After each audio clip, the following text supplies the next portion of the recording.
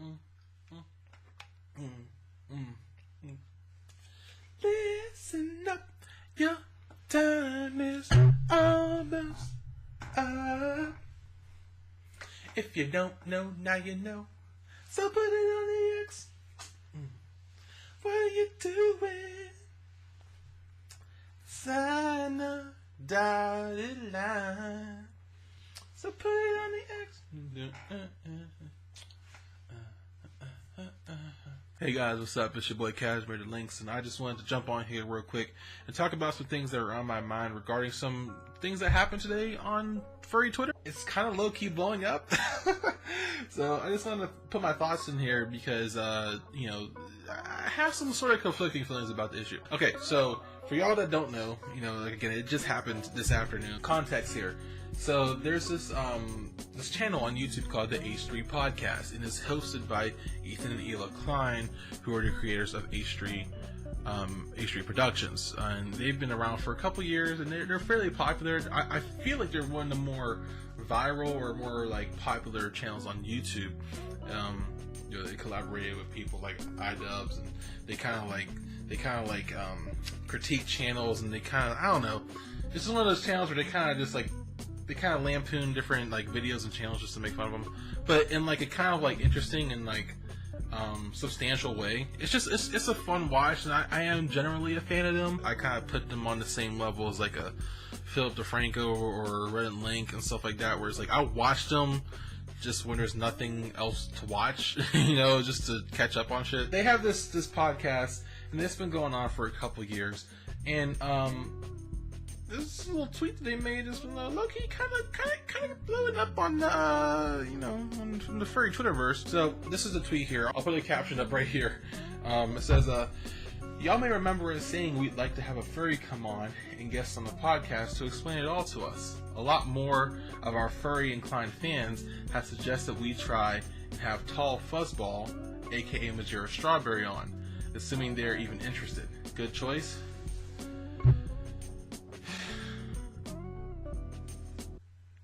I mean,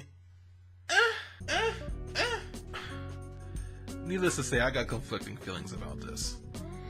So, where do I begin?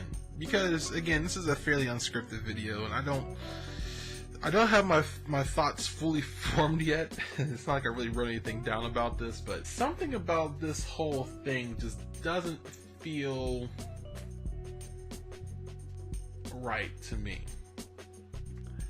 With the whole thing that happened a couple months ago with the whole Lisa Ling documentary, that felt more genuine because of the intent of the interviewer, the intent of the project. It was a more broader scope of the fandom. It wasn't just like one person, like it was like multiple subjects in that documentary, and it was cool. Even though it wasn't like I wasn't completely satisfied by it, it was a decent listen or a decent watch. I really did like it. But this, I don't know, man. It just feels kind of sketch to me. See, here's the thing with Majira. Now, let me make a disclaimer here. Like, no shade to Majira. He's a nice guy. I've talked to him a bunch of times. Nice butt. I mean, he's a really a down to earth person. I don't know, man. Like, because of his content and like his general appearance online, I just don't feel like he'll be able to fully go into certain sides of the fandom and represent it in a way that's accurate. I don't know. Does that make sense? Like, I don't know. My issue is that when you have one person trying to be the voice of a fandom in a situation like this, you're not going to fully tell the whole story. And I don't think it's even possible at this point, with the fandom growing in such a way and so many people expressing and enjoying the fandom in so many different ways. I don't think it's even possible for one person to fully do it. So you'll ask one person a certain question regarding the fandom, and if you ask 10 people a question regarding the fandom and how they parse their way through it and enjoy it, you'll get 10 different answers. So for one person to go onto a podcast with millions and millions of fans and subscribers and stuff and accurately portray the community, I just don't think it's possible. Given given his kind of more PC style content and appearance, I guess this is more of a PG-13 type thing. I don't think he could really get into like the sexual side and the pup play and like the mersuits and all that type of stuff. I don't think he can really do that shit. So it's like, I just don't.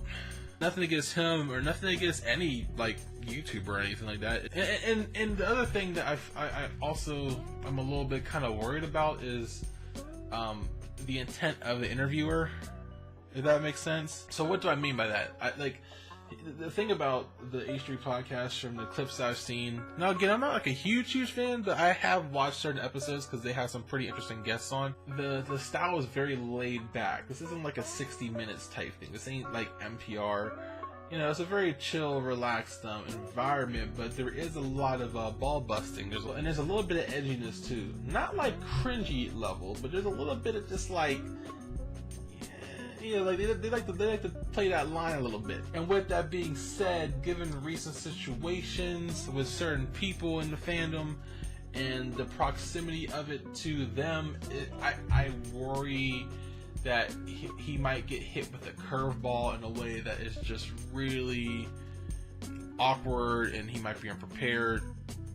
Like, what the fuck? Let me just say it. What the fuck am I being like naive about? Look, the situation with Kira that happened a couple months ago, if y'all remember, he was interviewed by Shane Dawson, and once all this shit blew up about the whole situation with him, Shane Dawson, I believe, either privated or deleted the video. And given Shane Dawson's proximity to the H3 podcast and to Ethan and Neela, like that's my worst fucking nightmare. Because if you think about all the major YouTubers that collaborate with Kira, they have been pretty mum on the whole topic, and to publicly be hit with that curveball, if they do bring it up in some weird kind of joking way or some type of fucking the dog type, joke or something like that, I'd rather that not happen. I'd rather that not happen at all. There was a tweet that was strangely not related to the H3 podcast thread, that pretty much sums up how I feel about the whole situation. It was from Duke Doberman, and he was talking about some other things, and it's weird because, again, it was not related to the thread recommending Majira for this podcast, but it really just hits the nail on the head about how I feel about this. There's no such thing as a bad name for an entire fandom built on hundreds and thousands of individuals. Every individual is responsible for themselves and their own image. I'm not, nor has anyone been elected to face or carry the responsibility for the whole fandom, which is true. I know, we have like these YouTube creators and influencers, and there's a whole bunch of them at this point that carry a big following, but that, like, their 13,000 followers pales in comparison to the amount of people that are in the fandom. And again, like I said, if you ask 10 people the same question, you'll get 10 different answers in the fandom. So like, it's just impossible to represent that. Now again, Majira, do you? I have no issue with you if you see this video. Like, I have no shade, but I probably wouldn't take it. I wouldn't do it just because, I don't know, man. It just doesn't feel right to me. I know we're not like friends, but I mean, just someone I just I